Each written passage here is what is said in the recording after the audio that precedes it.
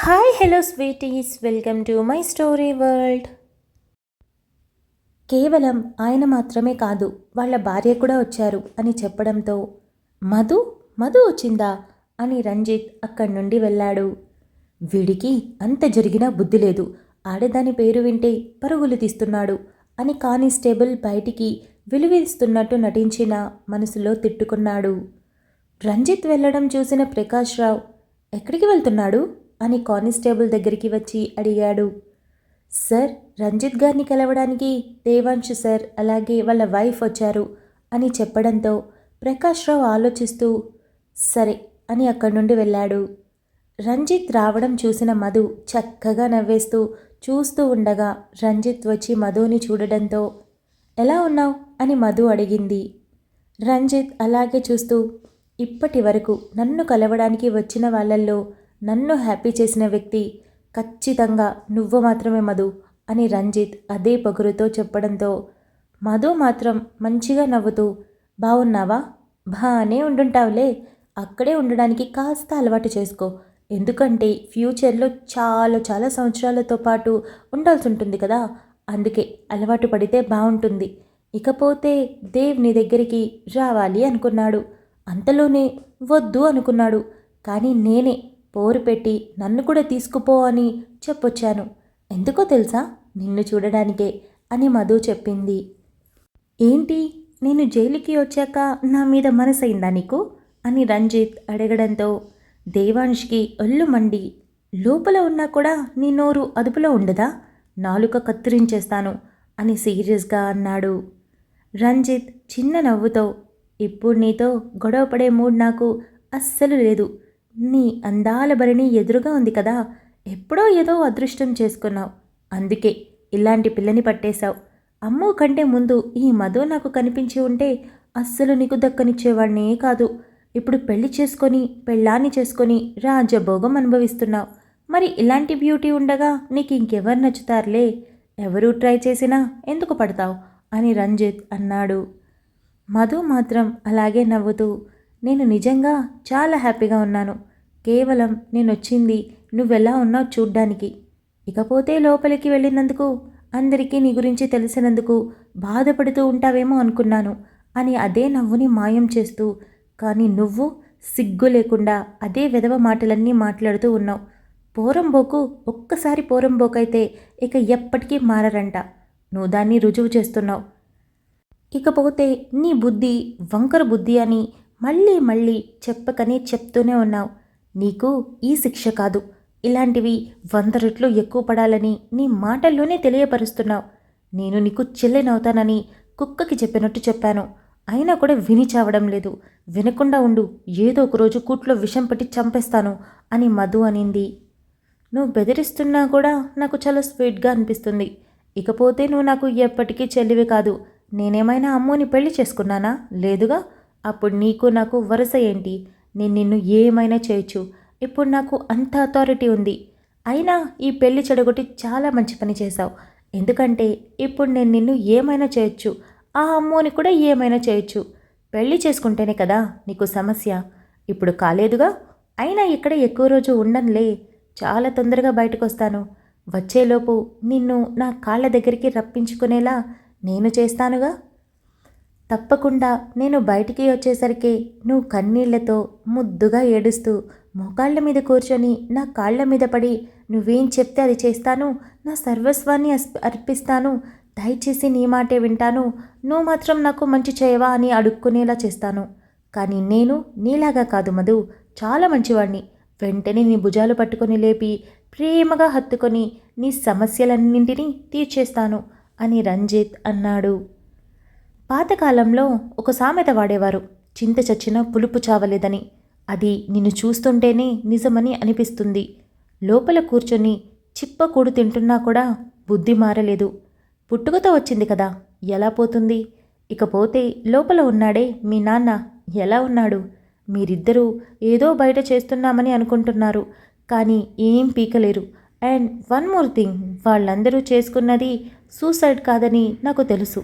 నీకు ఇంకొక మంచి విషయం చెప్పనా? వాళ్ళు చేస్తే నాకేంటి, బ్రతికితే నాకేంటి, వాళ్ళేమైనా నా చుట్టమా పక్కమా? ఇకపోతే అన్నింటికీ మించి నీకు వండర్ఫుల్ న్యూస్ తీసుకొచ్చాను. ఇవాళ ఎంతో కింద పడిపోతున్న నీ ఆఫీస్ని నేను కష్టపడి నీకు శ్రమ తగ్గిద్దామని సగం పైన షేర్స్ నేను కొనేశాను. ఇక మిగిలింది 40% మాత్రమే. అంటే నీ కంపెనీకి one of the main pillar నేనే. ఇక బయటికి వస్తే main director of the company నేనే అన్నమాట. ఒప్పుకోలేదనుకో మిగిలిన షేర్స్ కూడా అమ్మాల్సి వస్తుంది అని దేవాంశ్ అనడంతో రంజిత్ మొహంలో రంగులు మారాయి. ఏంటి తెల్ల మొహం వేసుకొని చూస్తున్నావు? ఆశ్చర్యంగా ఉందా? ఉంటుంది, ఉండాలి కూడా. ఇకపోతే మా సంతకాలు లేకుండా ఎలా కొనేశావు అని అనుకుంటున్నావేమో. నీ సంతకంతో పని లేకుండా ఇన్వెస్ట్ చేస్తున్నారు కదా, పాపం లాస్లో ఉన్నారని ఏడుస్తూ ఉంటే నేనే వాళ్ళవన్నీ కొనేశాను. నీవి నీ అబ్బవి అలానే ఉన్నాయి. వచ్చి నా కింద పనిచేసి నా కాలి దుమ్ము తుడిస్తే అప్పుడు నిన్న ఆఫీస్లో ఉంచాలా లేదా, 30% కూడా కొనుక్కొని వీధిలో కాలితో తన్ని వెళ్ళగొట్టాలా అన్నది ఆలోచిస్తాను. చీప్గా మనుషులు ప్రాణాలు తీస్తూ బెదిరించాలని చూస్తున్నావు కదా, అలానే ఆలోచిస్తావు. బుర్ర తక్కువ వెదవు కదా. ఎలా ఉంది నా తెలివైన దెబ్బ?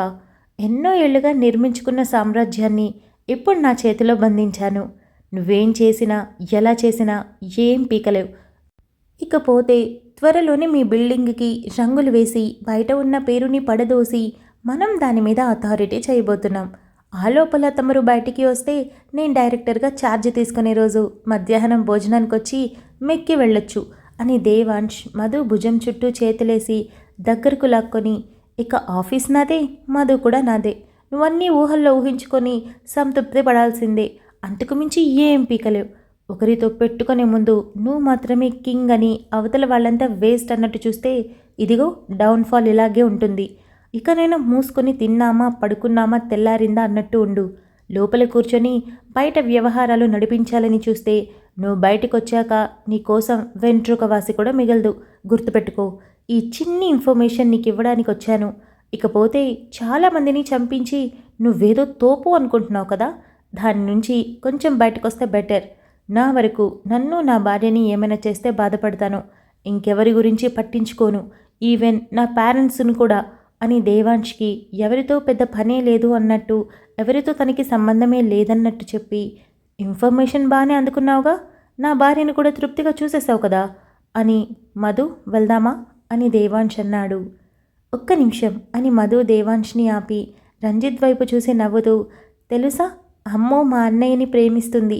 ఇంకా నీకు బాగా చెప్పాలంటే ఫస్ట్ నైట్ కూడా అయిపోయింది.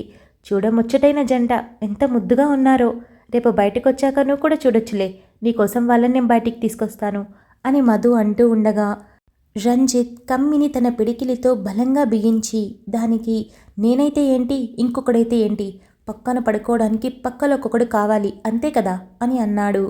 దేవాంశ్ సీరియస్గా చూసి, పళ్ళు రాలిపోతున్న కొడుక, నా చెల్లి గురించి తప్పుగా మాట్లాడేవంటే అని అనడంతో మధు దేవాంశ్ చెయ్యి పట్టుకొని ప్రశాంతంగా అదే నవ్వుతో రంజిత్ వైపు చూసి, మండుతున్నట్టుంది, పర్వాలేదు ఇంకా మండాలి. అయినా ఇప్పుడు అమ్మో ఒకే మాట అంటుంది. అసలు ఆ విధవ గురించి ఎలా తెలుసుకోకుండా ఓకే చేశానా, ఇలాంటి మంచి మనిషిని గమనించకుండా ఎలా తప్పు చేశానా అని. మొత్తానికి రొట్టె విరిగి నేతిలో పడ్డట్టు మా అన్నయ్యని పెళ్లి చేసుకొని ఒక మంచి హ్యాపీ లైఫ్ లీడ్ చేస్తోంది. ఇకపోతే నువ్వు, అందరూ నీలాగా అవసరాల గురించి ఆలోచించరు. ప్రేమ అని ఒక పదార్థం ఉంటుంది, అది మాలాంటి వాళ్లకు పనికొస్తుందిలే. నీకు దాని గురించి పెద్దగా ఐడియా లేదు కదా, అందుకే ఇలాంటి మాటలు మాట్లాడుతున్నావు. క్షమించేద్దాం, ఎందుకంటే సైకలాజికల్గా చాలా ప్రాబ్లమ్స్ ఉన్నాయి కదా, అందుకే ఇలా పిచ్చి పిచ్చిగా వాగుతున్నాడు. ఇకపోతే మేము బయలుదేరుతున్నాం, బయటికి వచ్చాక కలుద్దాం అని మధు చెప్పడంతో దేవాంశ్ మధు చెయ్యి పట్టుకొని రంజిత్ వైపు చూసి, బయటకు వచ్చాక కదా నీకుంటుంది, ఇదే నీకు మోస్ట్ సేఫెస్ట్ ప్లేస్. బయటకొస్తే ఏ వీధి కుక్క నీ మీద సింహంలా వస్తుందో, ఏ పిల్లాడు నిన్ను రాయిచ్చుకొని కొడతాడో, లేదా ఏ ముసలిది నీ మీదకి వస్తుందో తెలియదు. ఎందుకంటే నీ పేరు మారి మ్రోగిపోతుంది అని చెప్పి మధుని తీసుకొని బయటికి వచ్చాడు. దేవాంశ్ బయటకు వచ్చాక అదే సీరియస్నెస్తో ఉండడంతో మధు దేవ్ చుట్టూ 2 చేతులు వేసి పట్టుకొని, ఆఫీస్లో షేర్స్ నిజంగానే కొనేసావా? నువ్వు చెప్పిందంతా నిజమేనా అని అడిగింది. దేవాంశ్ సైలెంట్గా ఉండి డోర్ ఓపెన్ చేసి కూర్చో అని అనడంతో మధు కూర్చుంది. దేవాంశ్ కూడా కూర్చొని కార్ స్టార్ట్ చేసి వెళ్తూ ఉండగా, కొనలేదు, వాడికి అబద్ధం చెప్పాను అని అన్నాడు. ఎందుకోసం అబద్ధం చెప్పావు? నేనైతే నిజమే అనుకున్నాను, కాకపోతే ఇలాంటిదేమైనా చేసి ఉంటూ నాతో చెప్పేవాడివి కదా అనిపించింది. అందుకే అడిగాను. నువ్వు చెప్పింది చేయొచ్చుగా, అదే మంచిదనిపిస్తుంది. అప్పుడు వాడు రోడ్డు మీదకొచ్చేస్తాడుగా అని మధు అనింది. నిజానికి కొనడం పెద్ద ప్రాబ్లం ఏం కాదు. డాడీతో కూర్చొని 10 నిమిషాలు మాట్లాడితే కంప్లీట్ అయిపోతుంది. ఇకపోతే నిజంగానే ఆ ఇన్వెస్టర్స్ అందరూ నన్ను రిక్వెస్ట్ చేశారు. ఎందుకంటే రంజిత్కి మనకి పడలేదు. పైగా ఇప్పుడు కంపెనీ లాస్లోకి వెళ్ళిపోయింది. షేర్స్ అన్నీ డౌన్ అయిపోయాయి. సో ఏదైనా ఆప్షన్ ఉంటే నన్నే కొనుక్కోమని రిక్వెస్ట్ చేశారు. కొంటే వాడు వీధిలోకి వచ్చేది నిజమే. కానీ చక్రధర్ అంకుల్ ఒక మాట అన్నాడు. నలుగురిని చంపిన వాళ్ళ ఎదుగుదల మీద కట్టిన కంపెనీని నేనెప్పటికీ చేతుల్లోకి తీసుకోలేను అని. అలాంటిది మనం ఎందుకు తీసుకోవడం అని అనిపిస్తుంది అని దేవాంశ్ అన్నాడు. దేవ్, నేను నీకు చెప్పే అంత దానిని కాదు. మీ ఆస్తులు వివరాలు కూడా నాకు పూర్తిగా తెలియదు కదా. కానీ ఇప్పుడు మనం ఉన్న ఇల్లు, అలానే మన గెస్ట్ హౌస్, ఇంట్లో వాడే కార్లు, మన పెళ్లి చేసిన పద్ధతి, ఇవన్నీ చూసిన దాన్ని బట్టి చాలా డబ్బులున్నాయని అర్థమైంది. అదేదో ఆ కంపెనీ ఇన్వెస్టర్స్ని పిలిచి మాట్లాడి వాళ్ళ షేర్స్ అన్నీ కొని ఆ కంపెనీ చెడ్డది కావచ్చు, కానీ దాంట్లో వచ్చే ప్రాఫిట్ని నువ్వు మంచిగా మార్చి ఎవరికైనా సాయం చేయొచ్చుగా. ఆ డబ్బు మనం తినక్కర్లేదు. దాని మీద వచ్చే ప్రాఫిట్ దానికే సగం ఖర్చు పెట్టి మిగిలింది తిండి లేని వాళ్ళకి పెడితే కడుపు నిండా తింటారు కదా. ఈ రోజుల్లో బ్రతకడానికి చదువు కన్నా కూడా ఒక పూట తినడానికే చాలామంది కష్టపడుతున్నారు. చెడ్డవాళ్ళని మంచివాళ్ళుగా మార్చినట్టు అలాంటి కంపెనీని మనం మంచిగా ఎందుకు మార్చకూడదు అని మధు అనింది. దేవాంశ్ సడన్ బ్రేక్ వేయడంతో మధు కాస్త ముందుకు వెళ్ళి నిలదొక్కుని కూర్చొని, ఏమైనా తప్పుగా మాట్లాడానా? నీకు నచ్చకపోతే వద్దు, నేను జస్ట్ చెప్పానంతే, నువ్వు నన్ను తప్పుగా అనుకోకు అని మాట్లాడుతూ ఉండగా దేవాంశ్ తను కూర్చున్న చోటు నుండి వంగి మధు 2 బుగ్గలు ఒక చేత్తో పట్టుకొని బుగ్గ మీద గట్టిగా ముద్దు పెట్టి, నేను రంజిత్ టెన్షన్లో పడి ఇంత మాత్రం ఆలోచించలేకపోయాను. నీ ఐడియా చాలా బాగుంది. ఇందుకే ఏ విషయమైనా భార్యతో షేర్ చేసుకోవాలని అంటారు. ఇప్పుడు నాకు పర్ఫెక్ట్గా అర్థమైంది. మంచి ఆలోచన. నేను దీని గురించి డాడీతో ఇవాళ డిస్కస్ చేసి ప్రొసీడింగ్స్ అన్నీ చూస్తాను అని దేవాంశ్ అన్నాడు.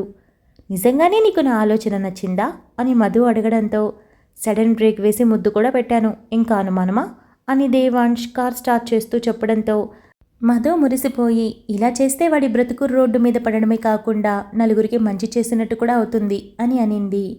దేవాంశ్ అదే స్మైల్తో మధుని తీసుకొని నేరుగా ఇంటికి వెళ్ళాడు. దేవాంశ్ని ఇంట్లో చూసిన పవన్, ఈ టైంలో నువ్వు ఇంటికొచ్చావేంటి అని అడిగాడు. నథింగ్, మధు నేను బయటికి వెళ్ళాం. తనని డ్రాప్ చేయాలి కదా, సో ఎలాగో లంచ్ టైం అయిందని వచ్చేసాం. ఇంకో గంటలో మళ్ళీ వెళ్ళాలి. ఈవినింగ్ మళ్ళీ మామయ్య వాళ్ళు ఊరికి బయలుదేరుతున్నారు కదా అని దేవాంశ్ చెప్పాడు. అయితే ఇదే కరెక్ట్ టైం, అందరూ ఉన్నారు. ఇంట్లో వాళ్ళతో ఇప్పుడే మేఘన నా విషయం మాట్లాడేస్తే బెటర్ అనుకుంటా అని పవన్ ఆలోచించి చిన్న స్మైల్ చేశాడు. మధు అక్కడి నుండి వెళ్తుంటే, మధు ఒక్క నిమిషం రా అని పవన్ ఆపడంతో మధు ఆగి, ఏంటి బావా అని అడిగింది. పవన్ వెనక్కి తిరిగి చూసి అందరూ మాట్లాడుకుంటూ ఉండడంతో మధు భుజం చుట్టూ చెయ్యేసి బయటికి తనని తీసుకొని వెళ్ళడంతో దేవాంశ్ ఇద్దరి బయటికి వెళ్ళడం గమనించి, ఏదో పర్సనల్ విషయం అనుకుంటా, ఇంకేమై ఉంటుంది, అసలు విషయమే అయ్యుంటుంది అని నవ్వుకున్నాడు. ఓ అబ్బో, బయటికి తీసుకొచ్చి మాట్లాడేంత పర్సనల్ విషయం ఏముంటుందయ్యా అని మధు అడిగింది. ఆపవే బాబు, నువ్వు చూస్తే తలపోటు తెప్పిస్తావు. ఆ మేఘన చూస్తే నీ జెరాక్స్ కాపీలా తయారైంది. నేను ఇంట్లో పెళ్లి గురించి మాట్లాడాలి అనుకుంటున్నా. అందరూ ఊరికి వెళ్తారు కదా, అందరూ ఉన్నప్పుడే చెప్పేస్తే బాగుంటుందని నా ఫీలింగ్. నేను చెప్పకుండా వాళ్ళుగా తెలుసుకుంటే అంత బాగుండదు. నేను వాళ్ళకి ఎంత విలువ ఇస్తున్నానో వాళ్ళకి తెలియాలి కదా అని పవన్ అన్నాడు. మాట్లాడు, దానికి నా పర్మిషన్ ఎందుకు అని మధు అడగడంతో, వసే దయ్యం, నిన్ను పర్మిషన్ అడగట్లేదు, నేను మాట్లాడేటప్పుడు సపోర్ట్ చేస్తావని అడుగుతున్నా అని అన్నాడు. పోరా, నన్ను పెళ్లి చేసుకోమంటే చేసుకోలేదు, కానీ ఇప్పుడు మాత్రం నా సాయం కావాలంట. ఇప్పుడు నీ అవసరం, నా టైం వచ్చింది కాబట్టి చెయ్యనంటే చెయ్యను అని మధు వెక్కిరిస్తూ అనింది. నేను చేసుకోలేదు కాబట్టే దేవుడు లాంటి దేవ్ నీ భర్తగా వచ్చాడు, నిన్ను అంత ప్రేమగా చూసుకుంటున్నాడు అని పవన్ అనడంతో మధు ఆలోచించి, అవును కదా, సరేలే హెల్ప్ చేస్తా. ఆ టైంకి మూడు బాగుంటే బాగా హెల్ప్ చేస్తా, లేదంటే కొంచెమే హెల్ప్ చేస్తా అని మధు చెప్పడంతో, ఏదో ఒకటి తగలబడు, అందరూ లంచ్ చేశాక మాట్లాడతాను అని పవన్ చెప్పాడు. సరే సరే పద అని మధు అనడంతో ఇద్దరూ లోపలికి వెళ్ళారు. Thank you so much for listening guys. Update నచ్చినట్టయితే లైక్ చేయండి, షేర్ చేయండి, కమెంట్ చేయండి, అలానే సబ్స్క్రైబ్ చేసుకోండి. వచ్చేసాను ముచ్చట్లకి. ఇవాళ అప్డేట్ నేను 15 మినిట్సే ఇచ్చాను. మధ్యాహ్నం అప్డేట్ కూడా ఇవ్వలేదు. బికాజ్ ఈరోజు నాకెందుకో చాలా నీరసంగా ఉంది. నీరసం కాదు, నీరసానికి నీరసం తెప్పించేలాగా నేను అంటే నీరసం అంటే హెల్త్ బాగోలేక నీరసంగా ఉంటారే ఆ నీరసం కాదు, లేజీ బద్ధకంగా ఉన్నానన్నమాట. అందుకే ఇవ్వలేకపోయాను. ఆఖరికి ఈ అప్డేట్ కొంచెం ఎక్స్ట్రాగా ఎడిట్ చేద్దామన్నా కూడా వద్దు, మన వల్ల కాదు, ఏం చేస్తాంలే. అదేదో సినిమాలో వాడంటూ ఉంటాడు ఒక డైలాగ్, ఏం చేస్తాంలే, అదిగో అక్కడ దూరంగా ఫోటో పడింది ఇవ్వు అని అంటాడు. జస్ట్ కింద పడి ఉంటే సేమ్ అంత లేజీగా ఉన్నా. పక్కన ఉన్న వాటర్ బాటిల్ ముట్టుకోవడానికి కూడా ఓపిక రావట్లేదు. ఓపిక కదా, అదే అంత బద్ధకంగా ఉన్నాను. సో అందుకే ఇవ్వలేదు. I'm very sorry. అందుకే మధ్యాహ్నం అప్డేట్ రాలేదు. ఇకపోతే కమెంట్స్ లాస్ట్ అప్డేట్వి చాలా మంచిగా అనిపించాయి. అందరూ ఎవరు ఎక్స్ప్లెనేషన్ వాళ్ళు ఇచ్చారు. మా కీర్తనకి ఇలా అయ్యాక సిరి మైరాని పెళ్లి చేసుకోమని అదే అడిగింది కదా, సో తనని అబ్జర్వ్ చేయడం మొదలుపెట్టి అందుకే అవన్నీ తెలుసుకున్నాడేమో అని అన్నారు. ఆల్మోస్ట్ అందరూ ఇట్లాగే గెస్ చేశారు. ఏమో ఇంతకంటే పెద్ద స్టోరీ ఏమైనా ఉందేమో, ముందు ముందు మీకు తెలుస్తుంది. కొంచెం వెయిట్ చేయాలి. కాకపోతే ఇంకా మొదలైంది ఆల్రెడీ స్టోరీ. అంటే ఇద్దరి మధ్య కాన్వర్జేషన్స్ పెరుగుతూ ఉన్నాయి. సంజయ్ ముందు జరిగినవి ఒక్కొక్కటి బయట పెట్టడం, మైరా ఆలోచించడం జరుగుతూ ఉంది. ఎట్ ఏ టైం మైరా ఇవి ఆలోచిస్తూనే సంజయ్ని ఇష్టపడుతూనే మరోపక్క బాధపడుతుంది కూడా. ఇది ఒకే విధంగా ట్రావెల్ అవుతుంది ఎప్పటి వరకు అంటే కీర్తన గతం మొత్తం కంప్లీట్ అయ్యే వరకు. ఆఫ్టర్ దట్ అప్పుడు చేంజెస్ అనేవి వస్తాయి. ఇకపోతే సంజయ్ వైపు నుండి నాకు సంజయ్ ఇష్టం అని చెప్పాను కదా, ఎందుకు అనంటే ఏదో ముందు నుంచి మైరాని అదే ఇష్టపడ్డాడని అట్లా కాదు, సంథింగ్ స్టోరీ ఉంటుంది. ఇంకా దాన్ని మీరు అర్థం చేసుకుంటూ నేను అప్డేట్స్ ఇచ్చే కొద్దీ మీరు అర్థం చేసుకుంటూ వస్తే అందులో డెప్త్ అర్థమవుతుంది. సంజయ్ లవ్ అసలు ఎంత పీక్స్లో ఉంటుంది అనేది మీకు తెలుస్తుంది. మైరా చూపించింది ప్రేమ అనుకుంటే అసలు సంజయ్ చూపించే దాంట్లో 1% కూడా కాదు. సో సంజయ్ ఎలా తనని ఇష్టపడతాడనేది మీకు కొంచెం కొంచెం అర్థమవుతుంది. అప్పుడు మీకు సాటిస్ఫాక్షన్ ఉంటుంది అనమాట. మైరా ఏడ్చిన దానికి సంజయ్ చాలా చాలా వాల్యుబుల్ థింగ్, ఏడవడంలో తప్పు లేదు అని. అదనమాట ముచ్చట. ఇవాళ రంజిత్ మధు కాన్వర్జేషన్ ఎలా ఉంది? వెధవలు ఎప్పటికీ వెధవలుగానే ఉంటారు కొందరు, అందరూ కాదు కొందరు. అందులో రంజిత్ ఫస్ట్ ప్లేస్, టాపర్ అనమాట. సో వాళ్ళిద్దరి కథ ఏంటో మనం ముందు చూద్దాం. ఇక అంతే ముచ్చట్లు. నెక్స్ట్ పార్ట్లో మేఘన పవన్ పెళ్లి టాపిక్ రాబోతుంది కదా, ఎలా డీల్ చేస్తారో చూద్దాము. అంతవరకు keep smiling, stay healthy, bye guy.